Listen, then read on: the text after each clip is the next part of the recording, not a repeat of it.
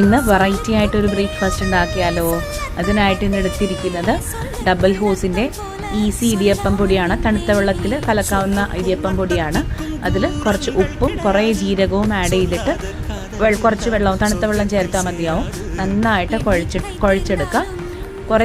ഒരു തേങ്ങ ചിരുകിയതും അതിലോട്ട് മിക്സ് ചെയ്തിട്ട് നന്നായിട്ട് മിക്സ് ചെയ്ത് കുഞ്ഞി കുഞ്ഞി ബോൾസ് ആക്കിയിട്ട് ഇങ്ങനെ വെക്കുക. പിന്നെ പരിപ്പുണ്ടാക്കുക. പരിപ്പ് കറി ഉണ്ടാക്കും. തോയെന്ന് പറയും ഞങ്ങളുടെ കൊങ്കണിയിൽ, തോയെന്ന് പറയും. അതുണ്ടാക്കി ജസ്റ്റ് പരിപ്പും തുവരപ്പരിപ്പും ഉരുളക്കിഴങ്ങും പച്ചമുളകിട്ട് വേവിച്ചതിൽ കടുക് വറക്കുമ്പോൾ കടുക്, ജീരകം, കറിവേപ്പില, പച്ചമുളക് എന്നിവ ഇട്ടിട്ട് വറുത്തിട്ട് കുറച്ച് കായംപൊടിയും ചേർത്തു. അത് തിളച്ച് വരുമ്പോഴേക്ക് ഈ ഉണ്ടാക്കി വെച്ചിരിക്കുന്ന പിടി അല്ലെങ്കിൽ ആ റൈസ് ബോൾസ് ഇതിലോട്ട് ആഡ് ചെയ്യുക. തിളച്ചുകൊണ്ടേയിരിക്കുക.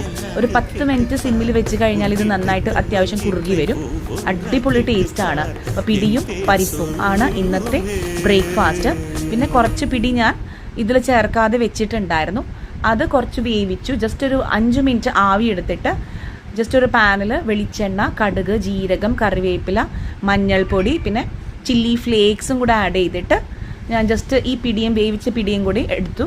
അടിപൊളി ടേസ്റ്റാണ് കേട്ടോ ഇതും. അപ്പോൾ ഇന്ന് ഈ സാധനമായിരുന്നു ഞങ്ങൾക്ക് ബ്രേക്ക്ഫാസ്റ്റ്. അടിപൊളിയല്ലേ? ഒരു വെറൈറ്റി. എപ്പോഴും ഇഡ്ഡലി ദോശ ഒക്കെ കഴിച്ച് മടുക്കുമ്പോൾ ഇതും ഉണ്ടാക്കാം. അടിപൊളിയല്ലേ?